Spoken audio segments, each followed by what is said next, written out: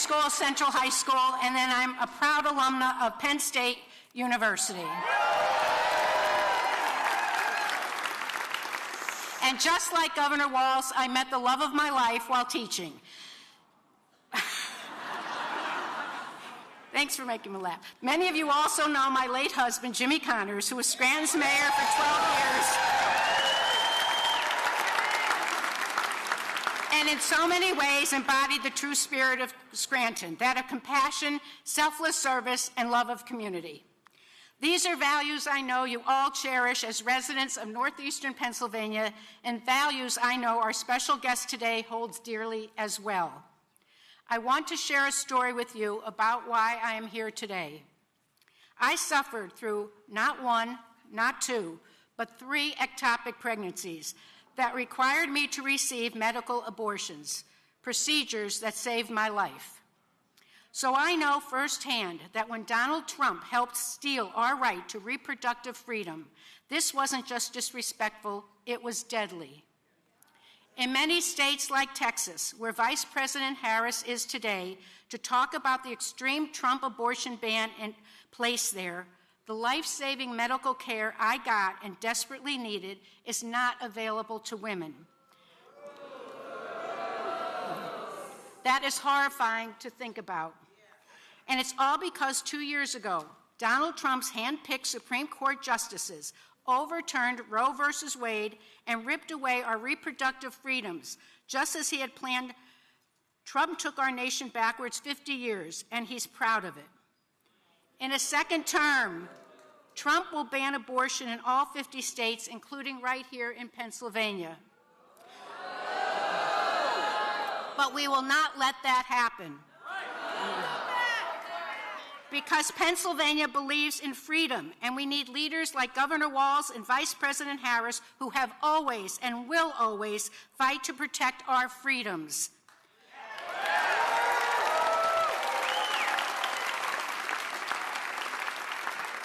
You know, when Trump overturned Roe, Governor Walz made sure Minnesota was the first state in the nation to codify reproductive freedom into state law. This is the kind of leadership we need in the White House. People like Tim Walz and Kamala Harris who will not stop working until Roe versus Wade is the law of the land once more.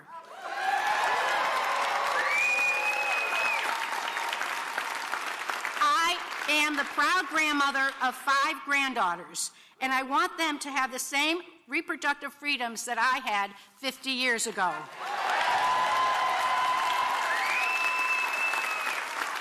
So we are going to make our voices heard at the ballot box and once again reject Trump and his extreme Project 2025 agenda. But the race is close, and to win, we need to fight for it. You know, this is a huge weekend for sports. We have the World Series, we have high school football, college football, pro football.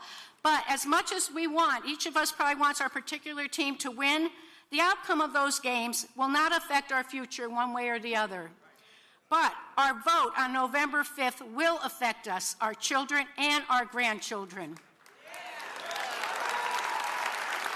So, let's get out there. Let's knock on doors and talk to our neighbors, friends, family, and most importantly, vote. And as my late husband, Jim, always said, if each of you talk to 5 people, and each of those 5 people talk to 5 more people, and so on and so forth, think how many people you can reach in the next 11 days. Okay, now it is my greatest honor to welcome our next Vice President, a true champion for working people and someone who will never stop fighting for us, Governor Tim Walz.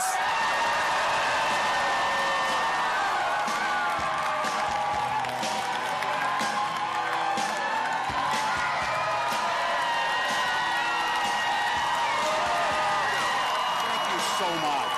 That was incredible. Thank you.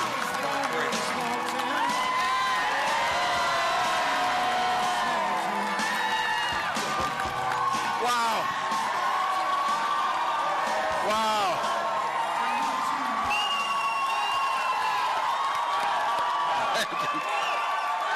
Wow. What? Well, hello, Scranton. Wow. Wow. Well, thank you all. Wow. To Susan, first of all, thank you for the kind introduction, but thank you for sharing and trusting us with your story, understanding how important this election is. And thank you for proving my point when I said in Chicago, don't ever underestimate a public school teacher. So,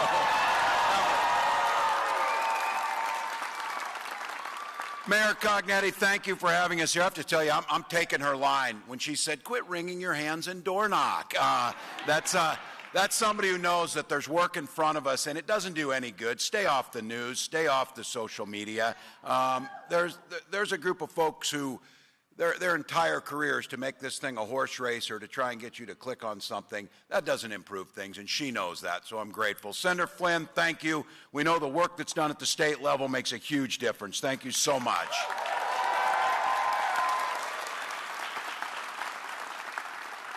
I know a little something about being a governor, and I was chair of the Democratic Governors Association. I can tell you what America found out not too long after you made the great decision to make Josh Shapiro your governor.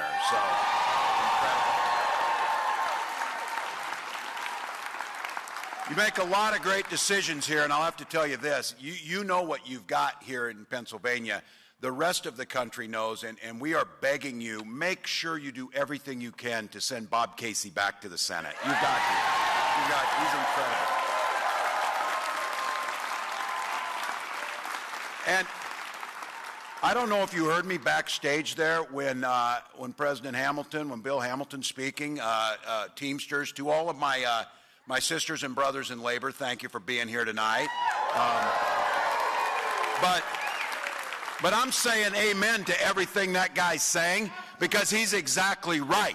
He knows where Donald Trump stands, and he knows where Kamala Harris stands. And I'll tell you what, our good friends over at the United Auto Workers, President Sean Fain, he just summed it up better than anything. He said Donald Trump's a scab, and that's the end of it. And that is the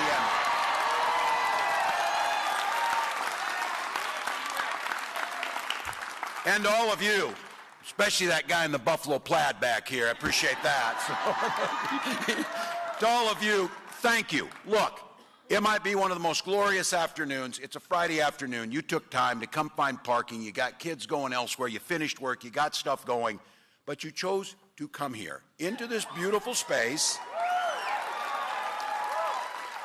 But you knew exactly why you came here. You came here because you love this country. That's why you came here. Simple.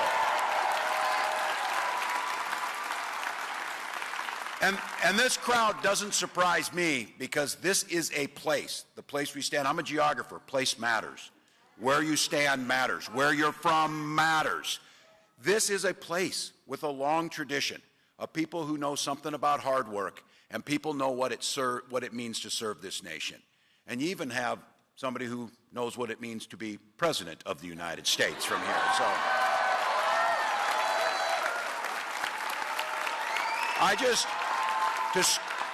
To Scranton, to the culture, to what this means, I want you to know this country owes a huge debt to you and a huge debt to Joe Biden.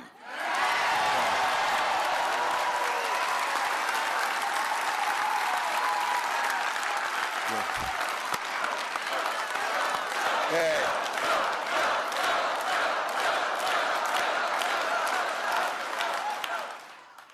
Throughout our history, our presidents have understood some pretty simple things about this. They have always put this country above themselves, no matter the cost to their personal ambitions or what happened to them. Joe Biden has secured his place in history by upholding that tradition.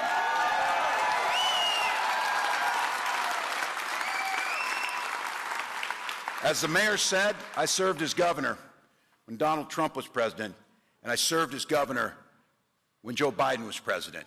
And I can tell you the difference you can't even imagine. Having a president in the White House like Joe Biden who always thought of the American public, always thought of the people, always did what he could do.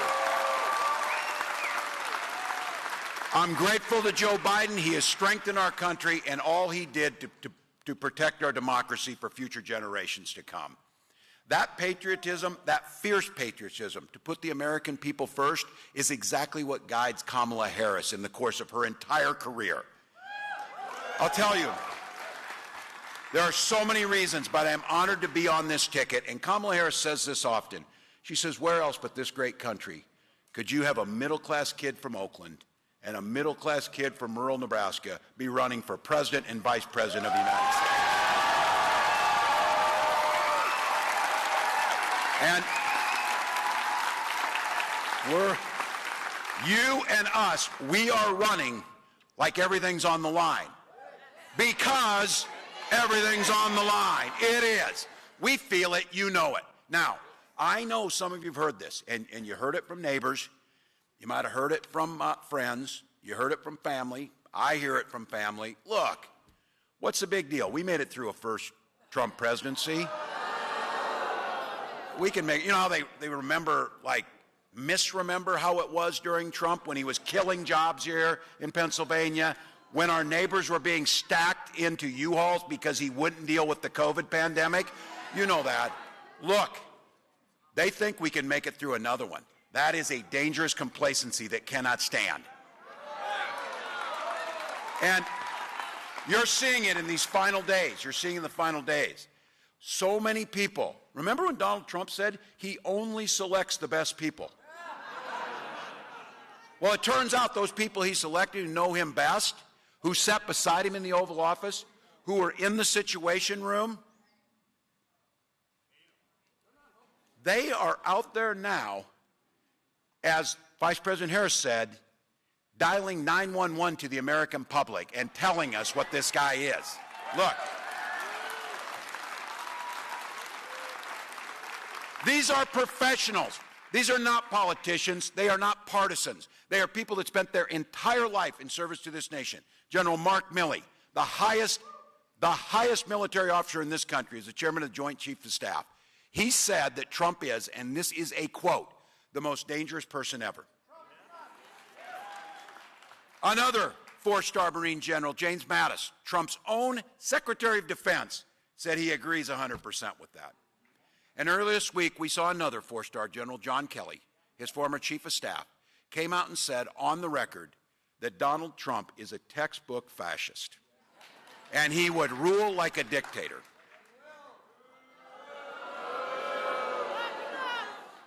Behind closed doors, Donald Trump was confiding with his generals and said, you know what I really need? I need generals like Hitler had. Now, to my sisters and brothers in arms here, I served 24 years in this nation's uniform. And just like any other American, that makes me sick as hell that this guy is saying that, just to be clear.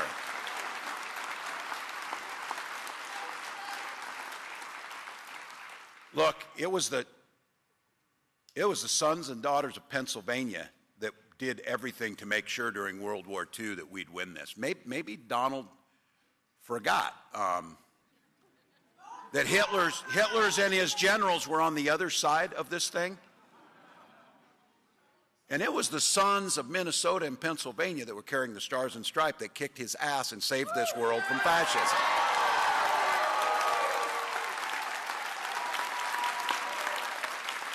Look, they're telling us this because there's a belief that somehow, even though we know better, they think the Donald Trump of 2016 is the Donald Trump of 2024. He is not. That's not who we're seeing here. This Donald Trump has called for the termination of the Constitution. Now these are where you videotape this and send it to your damn cousin who says, oh, I don't know, Trump's not too bad. Termination of the Constitution wants Hitler's generals. And here's what he's saying, too. This Donald Trump says he would like to use the United States military, and those here who wore the uniform, thank you for that. But imagine, at any time in American history, a president saying he would like to use the military against those who don't support him. The enemy from within. Look, I know where I'm at on that list, clear up near the top. But don't kid yourself, eventually you'll be on that list too. That's how dictators work. He says he wants to be a dictator on day one, just for one day. Has there ever been a one-day dictator? No, of course not. He wants to weaponize our institutions, democratic institutions, against the American public. Look, take his own word for it. He said he wanted to be that dictator, and he said he would do it during his presidency. He's not just saying it, people. He's promising. He's promising. We know enough about our history. Shame on us if we're not listening. Maya Angelou was right. When someone tells you who they are, believe them. He is telling us. Believe him. Now, that first presidency had a few guardrails around him. That first presidency had some folks who were there. That is now almost entirely gone. The guardrails and the safety net. He surrounded himself now with lunatics. And I want to give you a few names. Mike Flynn. This is a guy who they said he wants military tribunals to execute political opponents. And when he was asked about this last week, they said, are you really asking for military tribunals to execute your political rivals? His answer was, we have to win the election first. And then I didn't know much about this person other than I saw her traveling around with Donald Trump. And I'm actually kind of encouraging it. There's this person named Laura Loomer that hangs around with him. Now this is her claim to fame. She apparently advised him for his spectacular debate performance that he put on here a while back. So, yeah. And then there's your friend and my friend that you heard it. And I heard Bill Hamilton here, Teamsters, talking about it. Elon Musk. Elon Musk. Now this one is this. So then, you got a choice in this election, folks. So when he brings Musk to Pennsylvania, he asks. Thank you.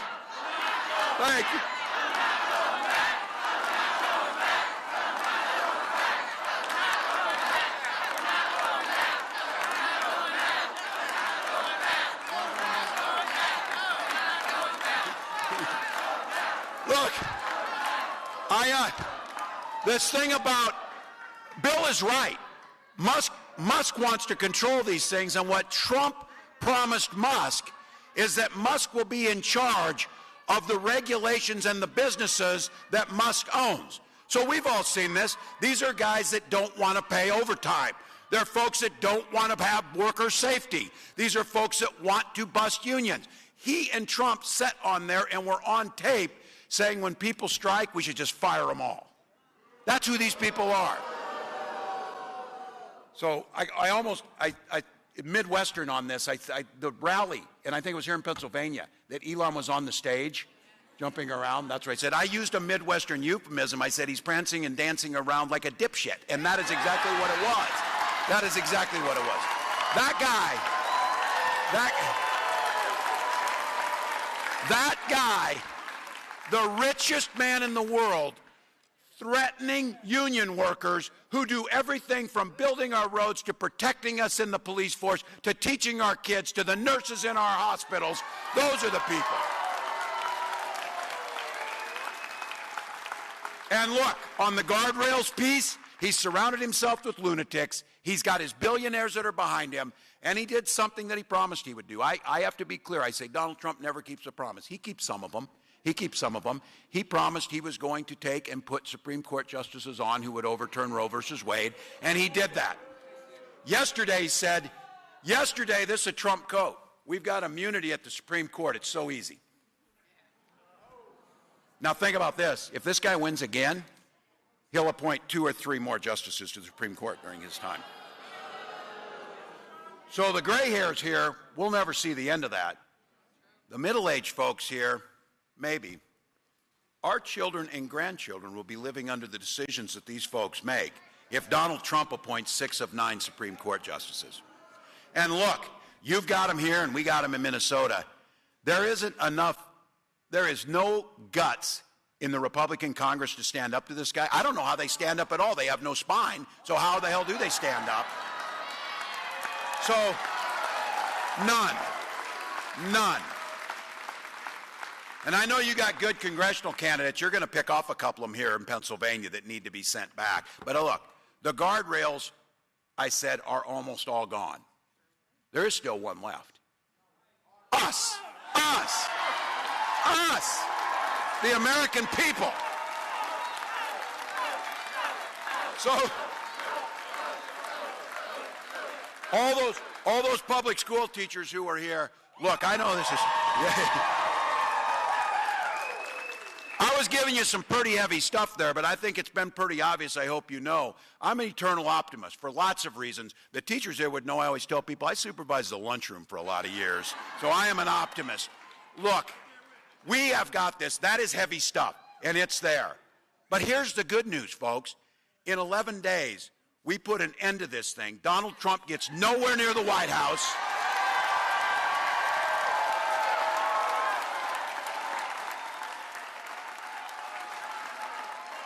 And when we vote for Kamala Harris on the 12th day, we say, congratulations, Madam President. Now, it's important to know what we're up against, but we're not just voting against something. But you can be damn sure we are voting to make sure. Look, there's many, many reasons that we want to vote against Donald Trump. And I am not by nature a petty person, but I will own this one on this. I just don't want to turn on the TV and ever see him again. I don't want to hear him talk. I don't want to see it. I don't want to do it. No.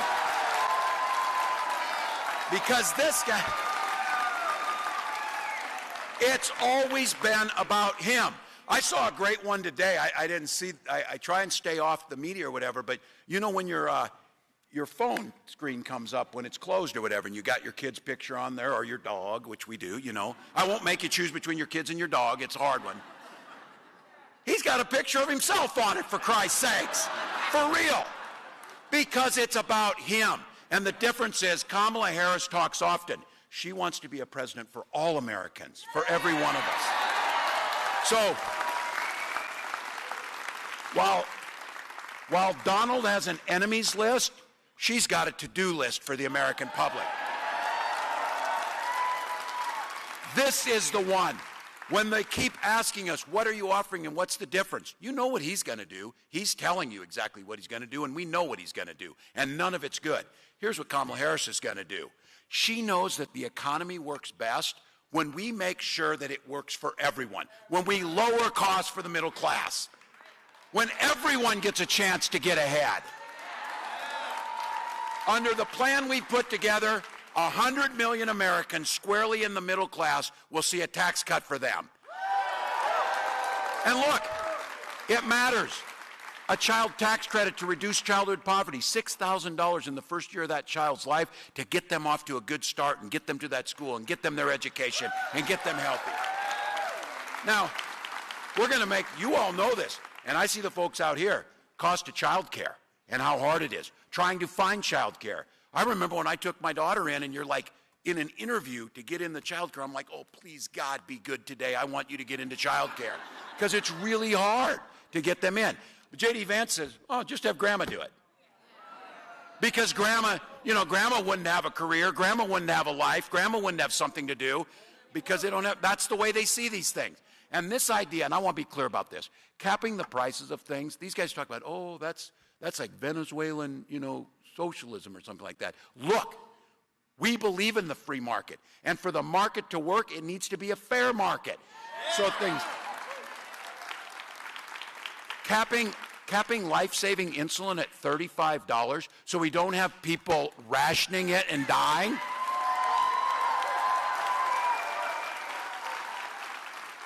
Let's be clear. When she talks about stopping price gouging, let's be clear what that means.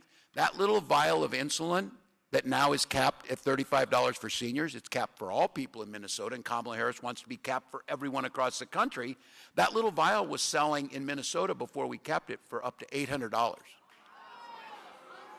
You know how much it costs to make it? $5. So you saw it in Florida. We have a hurricane coming. Oh, that's weird. Airline prices went through the roof because people were trying to fly to safety away from that. That's not capitalism. That's price gouging, and it's immoral. And then for all of you, those in the middle, the sandwich generation, making child care more affordable, doing a tax credit for child tax credit, making sure we have universal pre-K, then doing things like we did in Minnesota, free breakfast and lunch at our school so kids can eat and get done. Those things. I'll make the case. Kamala Harris is providing, and those of us in the middle in that sandwich generation, I got a 18-year-old and I've got a nearly 90-year-old. And she proposed something, and I watched. Young folks in here, I know you don't get it, doesn't really resonate with you. Once you get 60, you really care about Medicare, I'll tell you that. You really start caring. Because Medicare and Social Security are the two greatest anti-poverty programs that we've ever implemented. They're important. She proposed something that's a game changer. Having Medicare pay for in-home care for people so they can stay in their homes. Stay in their homes.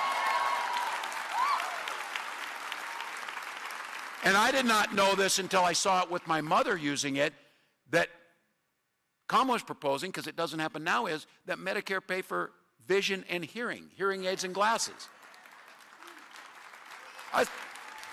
When my mom finally bought and was able to get a hearing aid, she was a hell of a lot more fun. We could hear her then.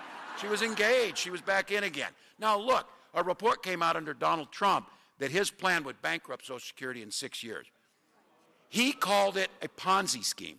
J.D. Vance said it was the biggest obstacle to fiscal sanity ever. You all know how Social Security works. We pay into it, damn it. We pay into it. And it pays back out. And I'll tell you what, if it's not there, imagine what things are like. For my family, I'm a teenager, my little brother's in elementary school, my dad dies, my mom is a stay-at-home mom. It's Social Security survivor benefits that get us through. They keep our family alive. These are tough people in Pennsylvania, tough people in Minnesota. For God's sakes, you could have moved on to California where it's warm, but oh no, you stopped here. And you stopped in Minnesota, and you carved out a life. That's what you did. But every one of us knows how to pull ourselves up by our bootstraps. We didn't have any boots. That's what Social Security survivor benefits do. That's what Social Security means to seniors. But look, I'll give Donald Trump this. From his perspective, why the hell should he care about Social Security check? His dad gave him $400 million, and he's sitting down at Mar-a-Lago. He doesn't care if the Social Security check gets deposited or not. We care. You know why they want to bankrupt Social Security? Because they want to privatize it and force it outside to give the money to their Wall Street buddies. That's what they want to do. Kamala and I care about these things. My proudest moment. My proudest moment. My proudest moment. So, yay.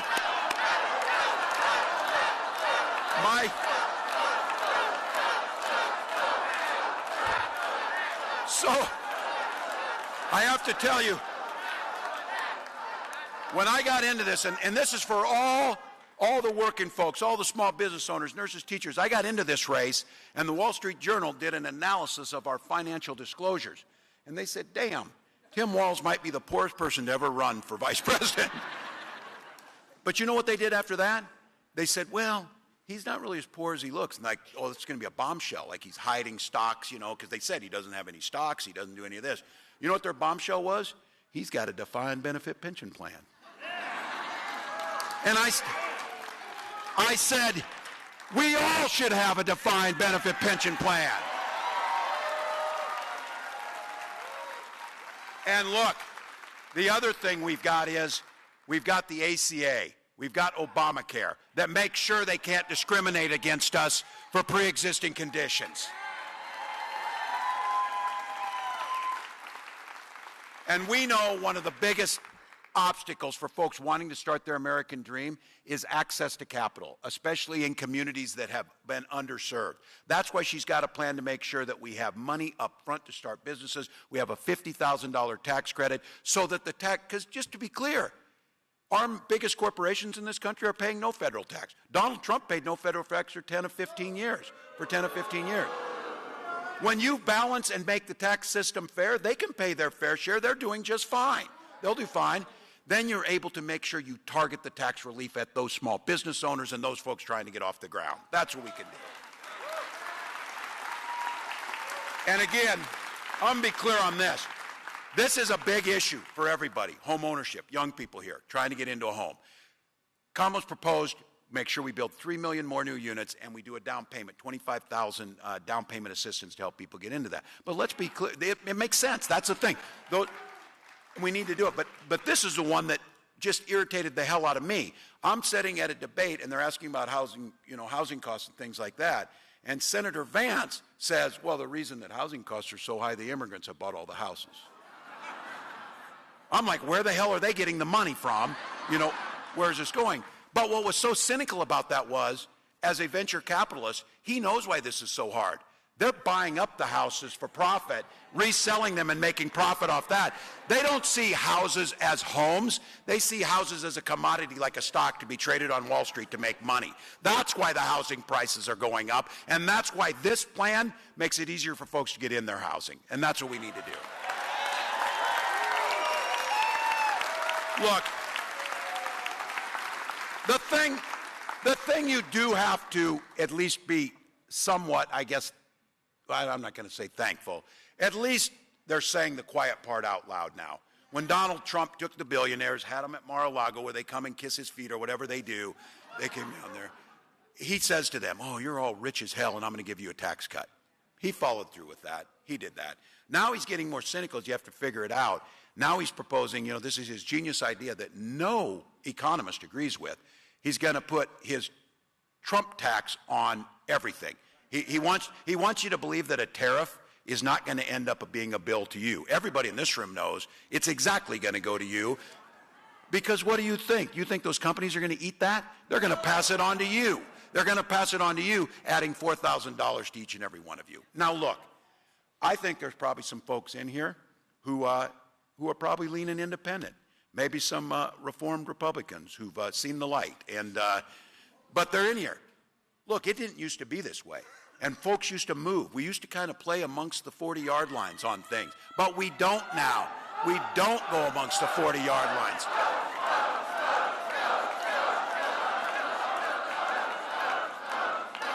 And I think it's worth noting. I think it's worth noting. The Republican Party, whether it was Eisenhower or Ronald Reagan or John McCain, that Republican Party added to the country. We didn't always agree on many things, but when they talked about freedom, I think they meant it. When Donald Trump talks about freedom, it's freedom to be in your bedroom, freedom to be in your exam room, freedom to be in your library, telling you what you should read. And you've heard me say this, and I know this is a Pennsylvania one too, is things work better if you just mind your own damn business on those things. Don't go.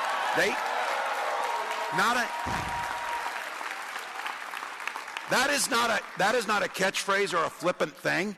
That is a golden rule that we all learned, and you know it's true. You stay out of other people. I don't have to agree with what you're doing in your house, but why in the heck would we ever allow a politician to make those most personal of decisions? It makes no sense. So good. When Kamala talks about freedom, freedom for you to make the choice about your health care, freedom for you to make the choice about your family, freedom for you to make the choice about your job, freedom for you to make the choice about what you read. That's what we're talking about in freedom. Now look, you heard me say it. Freedom for our seniors to retire with dignity, and for all of those folks out there, and you just think about it. We get our little ones up, and you start to get them, you take our little ones. We're going to talk.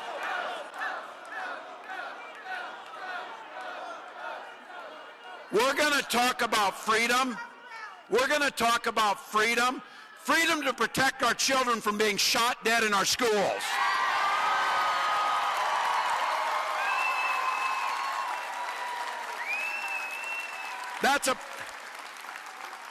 To everybody in here, there's a lot of issues out there, and we need to tackle them, but things like this we can agree on. Look, I am a veteran. I am a hunter, and I'm a gun owner. I was a better shot than almost all of the folks in Congress. Kamala Harris and I, think about this. We're both gun owners. We understand that owning a firearm doesn't mean that you can't have common sense reforms that protect people. Look,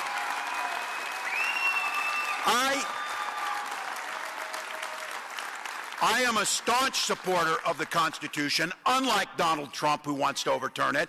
And part of the Constitution is I am a strong supporter of the Second Amendment. But I will not I will not capitulate. My first responsibility is the protection of our children and our communities. Now, I'll leave you with this. Just think about this for a moment. On the cosplaying and the stuff that happens out there, Vice President Harris and I, the Democratic nominee for president and vice president, are both gun owners. The Republican nominee can't pass a background check to buy one. He cannot. He cannot. Those of you who bought a gun here, you know this. Imagine him going into Bass Pro Shop, filling out the form, and the form comes back that you got 34 felony convictions. They kick you out. They kick you out of the store. They don't sell you a gun. Because we don't want people to have guns who shouldn't have one. That's why he's on the list. Let me bring this into a little focus as we close up here. And this one I'll talk to the guys in here so they think about this. Look, think about the women in your lives that you love. Your daughters, your wives, your moms, your neighbors, for God's sakes, other folks. This election for the women in this room is literally about their lives. Is literally about their lives. If you're wondering why they continue to poll this, and Republicans are like, oh, I can't believe that abortion issues and bodily autonomy and the right to make my own decisions is so important to people. Well, it might come back to when Kamala Harris was grilling those Supreme Court justices who lied about their position on that. Who lied? She asked them, are there any laws that oversee men's rights autonomy over their own body? There aren't any. So look, he brags about what he did. He is proud that the women in your life now have fewer rights than their mothers or grandmothers had. He calls his Trump abortion bans a beautiful thing. A beautiful thing. A beautiful thing. You heard Susan talk about this. Someone wants to have a child, pregnancy goes bad, and they need to get care. They're now being turned away. In Texas, physicians can go to prison for life for that. Would this surprise you that in the most recent data, maternal mortality rates in Texas have shot through the roof? So let's just be very clear. Women are dying because of these decisions they made, and it's absolutely immoral. It's why we need to make sure when we elect Kamala Harris, we elect a House and a Senate, and we codify Roe versus Wade. Because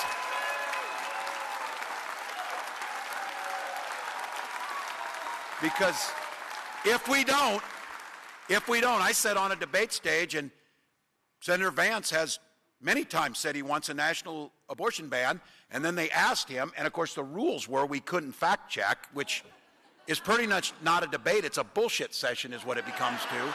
But he's saying, I don't want to have, no, I didn't want that. Of course they will. And when they do that, they'll also add in there restricting your access to fertility treatments. And I've talked about this. Look, people don't want to have to talk about their personal things. My wife and I, it was personal to us.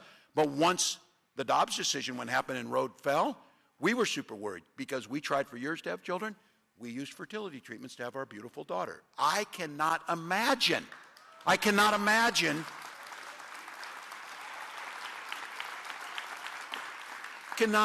the pain. You don't want an elected official, certainly not Donald Trump, to make the decision whether you can have a family or not. It's absolutely, again, it's immoral, and it shouldn't stand. So for all of you, look, we're going to sign that thing back into law. We are going to make this thing happen. And so look, 11 days, folks, 11 days. Now, I get it. When we gather like this, I am preaching to the choir. I get it. Our recital is 11 days away, choir. And all of the money that's been raised, all of the time that you've given, all of the door knocking and the phone banking, all the commercials that you're sick to hell of seeing, all of that has got to translate into that little sticker you put on that said, I voted. I voted. And I'm going to quote a famous business leader from this part of the country that I am not superstitious, but I am a little stitious, just so you know, a little bit. She saw what I did there. Thank you for that. Look, we got to finish strong. We know that. And what I would say is, you know what's coming here, folks. It's Friday night. It is Friday Night Lights, folks. This guy gets it. It's the fourth quarter.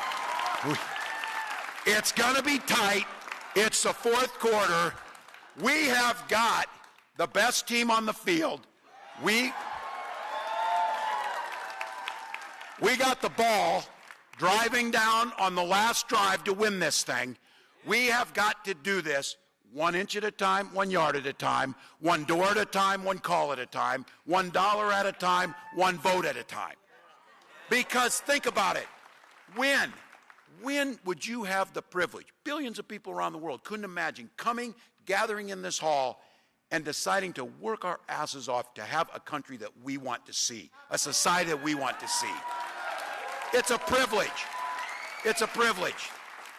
1 vote in each precinct in Pennsylvania could make the difference. That's how close this thing is.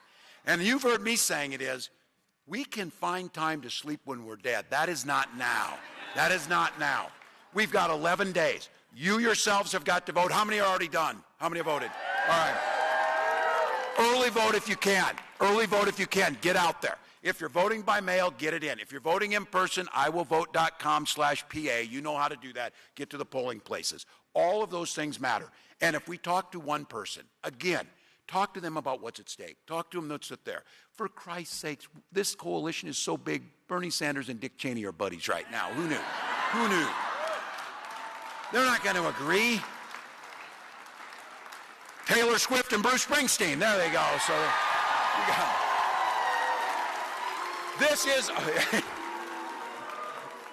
Somebody asked me my favorite quote the other day, and I said from that great poet, Bruce Springsteen, it ain't no sin to be glad you're alive, and especially right now. Right now. Don't get anxious. Don't watch the polls. Don't watch the news. Take action about this. Make a difference, and I guarantee you, the impact we make is not for 4 years, it's for 40. It's not for this generation, it's for multiple. It's not just for Pennsylvania, it's for the entire country and the rest of the world. We have that opportunity.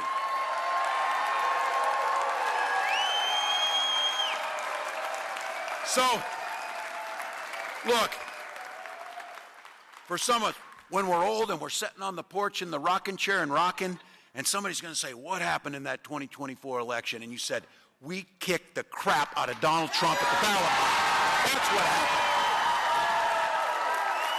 So, you know, the vice president says it, it's time to switch up her saying a little bit, because she says, when we fight, we win. When we vote, we win. Let's elect Kamala Harris our next president. Let's go.